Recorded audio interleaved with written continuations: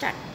Welcome you all in the biology class, and we are going to continue our topic. That one is the absorption by roots. So in the absorption by roots, different methods of absorption of water are be there.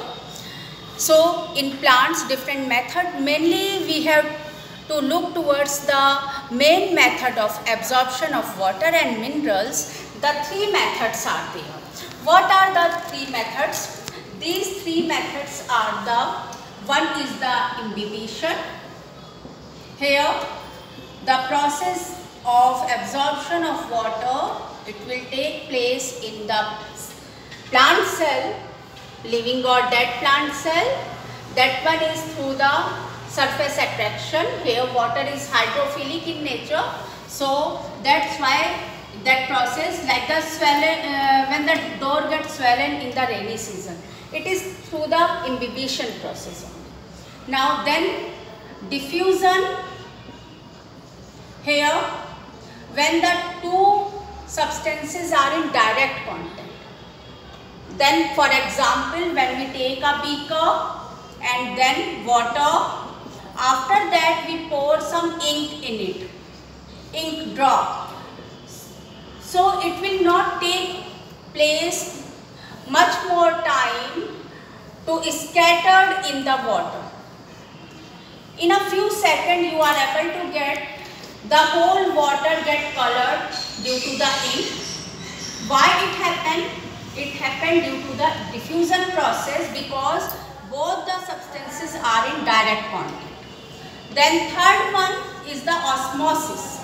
In the osmosis, mainly in the plant cell, what you are able to get, here one membrane is there, that is the semi-permeable membrane. That is the plasma membrane. Okay, this plasma membrane, it means if the movement of water or mineral take place, so that plasma membrane is there which act as a barrier. It means both the solution substances are in direct contact. So I am going to show you the different type of osmosis through a simple experiment. So please look towards the different experiment. Here you are able to get the different solution. What are these? That one is the isotonic. On the basis of osmotic concentration, the different type of solution are there. This one is iso. Iso means same. Iso means same. It means concentration outside the cell, inside the cell, same. So here no osmosis will take place. Okay, got it? No osmosis will take place. Now we are moving toward the next solution. That one is the hypotonic. Hypotonic, it means, hypo means lower. Hypo means lower. It means lower solute concentration outside. So here we have taken the resins and you are able to get, I keep that resins in that water, so they get swollen on, and here no change. Here no change, on here it means the movement of water, it goes inside. Inside it shows the word endosmosis. Endo means inside. So where the movement of water take place? Inside.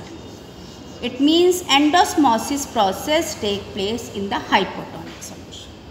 Then third one, we have taken the salt solution outside.